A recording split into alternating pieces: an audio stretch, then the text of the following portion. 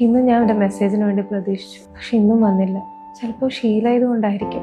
2 ദിവസമായിട്ടും എൻ്റെ മെസ്സേജ് കാണാണ്ടായപ്പോൾ മനസ്സിലെന്തോ ഒരു ഭാരം വെച്ച പോലെ തോന്നുന്നു. ഞങ്ങൾ ആദ്യമായിട്ട് കണ്ടത് എനിക്ക് ഇപ്പോഴും നല്ല ഓർമ്മയുണ്ട്. ലൈബ്രറിയിൽ വെച്ചാ ഞങ്ങൾ ആദ്യമായിട്ട് കണ്ടത്.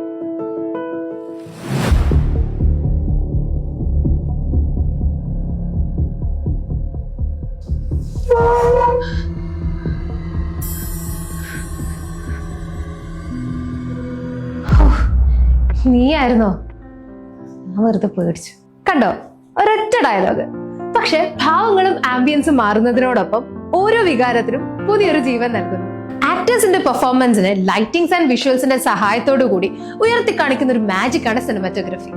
ഒരു ക്യാരക്ടർ ദുഃഖത്തിലാകുമ്പോൾ അല്ലെങ്കിൽ ഒരു റൊമാൻറ്റിക് സീനിൽ ചെറിയൊരു ലെൻസ് ഡിസ്റ്റൻസ് മതി പ്രേക്ഷകരിൽ അനുഭവ വ്യത്യാസം ഉണ്ടാക്കാൻ. അതുപോലെ ക്യാമറ ഒന്ന് നീങ്ങുമ്പോൾ പ്രേക്ഷകൻ ഒരിടത്തു നിന്ന് മറ്റൊരിടത്തേക്ക് നീങ്ങുന്നു.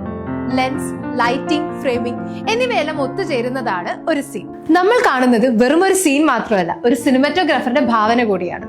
ശരിക്കും ഒരു കഥ പറയാൻ വാക്കുകൾ വേണ്ടതില്ല. ഒരൊറ്റ ഫ്രെയിമിൽ ഒരു ലോകം മുഴുവൻ പകർത്താൻ കഴിഞ്ഞാൽ അതാണ് ഒരു സിനിമയുടെ യഥാർത്ഥ വിജയം. സോ ഇതുപോലെയുള്ള ഇൻഫോർമേറ്റീവ് കോണ്ടന്റ്സിന് ഈ പേജ് ഇപ്പൊ തന്നെ ഫോളോ ചെയ്യും.